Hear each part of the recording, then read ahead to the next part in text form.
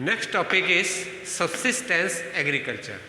इससे पहले मैंने सब्सिस्टेंस एग्रीकल्चर तुम्हें शिफ्टिंग एग्रीकल्चर में बताया। सब्सिस्टेंस एग्रीकल्चर किसान अपने निजी पर्पस के लिए बोता है। The farmer grow this type of crop for their family purpose.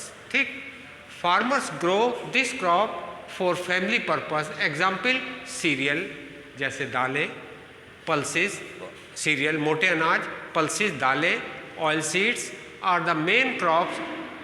There are two type, ये दो टाइप की होती है। पहली होती है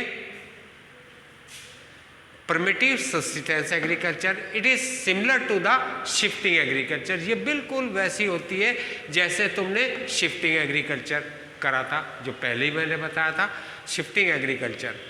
सेकंड है non primitive subsistence agriculture.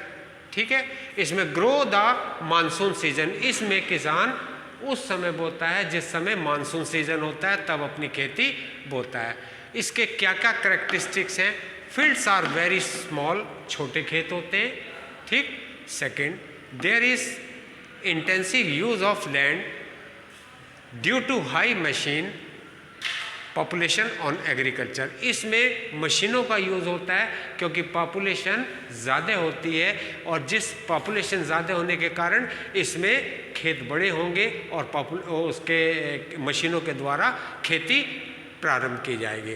Crops pattern is dominated by food crop. ज़्यादातर क्रॉप्स फूड क्रॉप के लिए ही उगाई जाती है।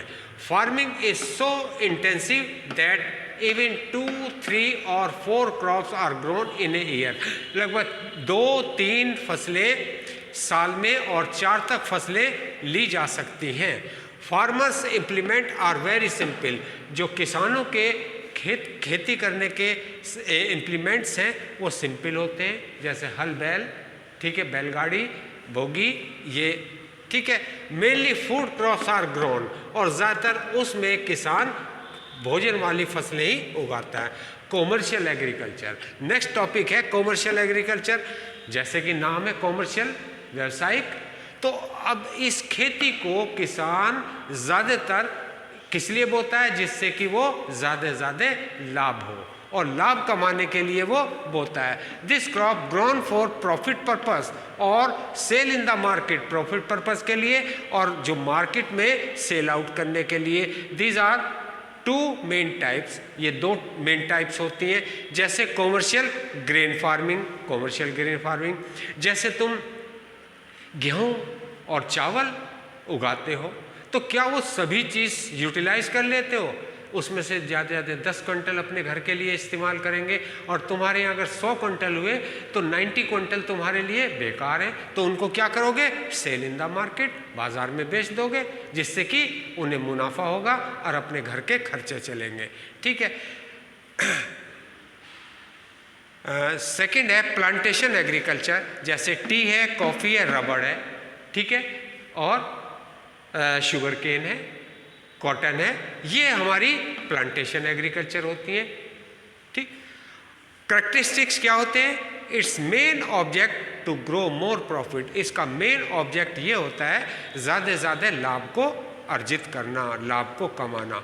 मशीनाइजेशन आर मोर यूटिलाइज, मशीनों का यूटिलाइज ज़्यादा होता है, क्योंकि टी गार्डन होते हैं लगभग वो 100 किलोमीटर तक भी हो सकते हैं, 50 किलोमीटर भी, यहाँ तक कि जहाँ तक हमारी निगाह जाती है वहाँ तक चाय के बागान दिखाई देते हैं।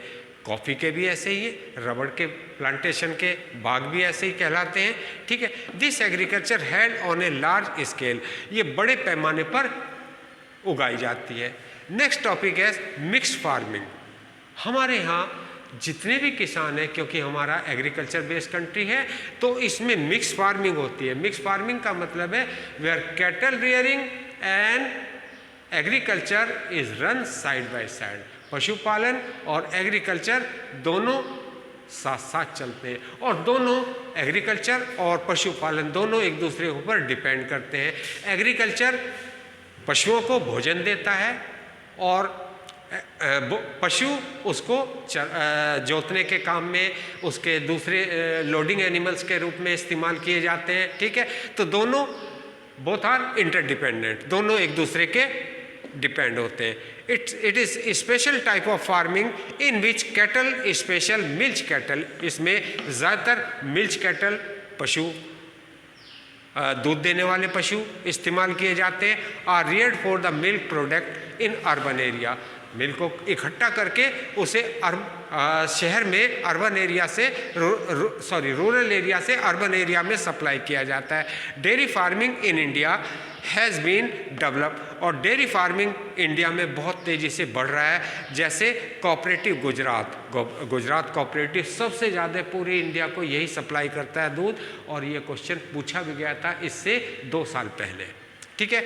Is best example characteristic small farmers are increase their income, जो छोटे किसान होते हैं जिनके पास लैंडलेस का फार्मर्स होते हैं, वो किसान अपनी खेती में पशुपालन करके उसमें अपनी इनकम को बढ़ाते हैं। Primitive provide employment to the rural people, और गांव वालों को वो क्या देते हैं, रोजगार भी प्रोवाइड करते हैं। ठीक, आप सब